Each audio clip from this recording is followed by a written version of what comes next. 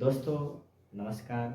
आज हम बात करते हैं, यदि कोई पेशेंट इमरजेंसी में रीनल स्टोन की कंप्लेन लेके आता है और हमें बोलता है कि मेरे को पेट दर्द हो रहा है और मेरे को अल्ट्रासाउंड करवाया था, उसमें रीनल स्टोन डॉक्टर ने बताया, तो उस टाइम हमें उसका कैसे मैनेजमेंट करना है।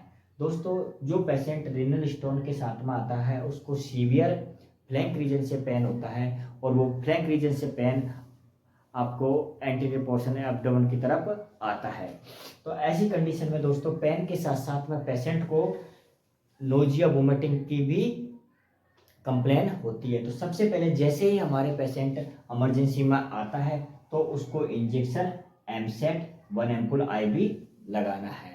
साथ साथ में उस पेशेंट को एमसेट के साथ में इंजेक्शन पेंटापेराजोल भी हमें देना है। उसके बाद में दोस्तों पेशेंट को यदि सीवियर पेन नहीं है तो हमें स्टार्टिंग में इंजेक्शन डाइक्लो को हम आईएम भी लगा सकते हैं, और यदि सीवियर पेन है तो इंजेक्शन डाइक्लो को 100 ml NS में भी हम आईवी स्लो दे सकते हैं।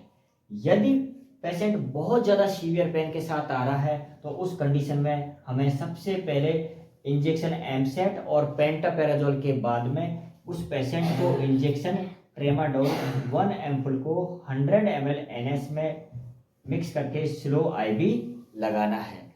इससे क्या होगा, पेशेंट का धीरे धीरे धीरे पेन में रिलीफ होगा। साथ में इंजेक्शन एमसेट और पेंटोप लगने के बाद में पेशेंट को इंजेक्शन ड्रोटावेरिन जो कि एंटी स्पास्मोडिक होता है, या यदि ये अवेलेबल है ड्रोटावेरिन तो ड्रोटावेरिन लगा दो। यदि ड्रोटावेरिन अवेलेबल नहीं है तो बुस्कोपान इंजेक्शन भी हम आईवी स्लो लगा सकते हैं। इस बुस्कोपान को हम आईएम भी लगा सकते हैं। उसके बाद में दोस्तों पेशेंट का फैन जो रीनल स्टोन के कारण जो दर्द हो रहा है वो धीरे धीरे ठीक हो जाएगा। लेकिन कई बार पेशेंट रीनल स्टोन का होता है वो बर्निंग मिक्चुरेशन भी यानी बर्निंग मिक्चुरेशन की भी कंप्लेन करता है। ऐसी कंडीशन में पेशेंट को जब पेशेंट का नोजिया वोमिटिंग ठीक हो जाए, उसका दर्द ठीक हो जाए, तो सिरप एल्कासोल 10 ml को 1 गिलास ऑफ वाटर में मिक्स करके और पेशेंट को दिन में 3 बार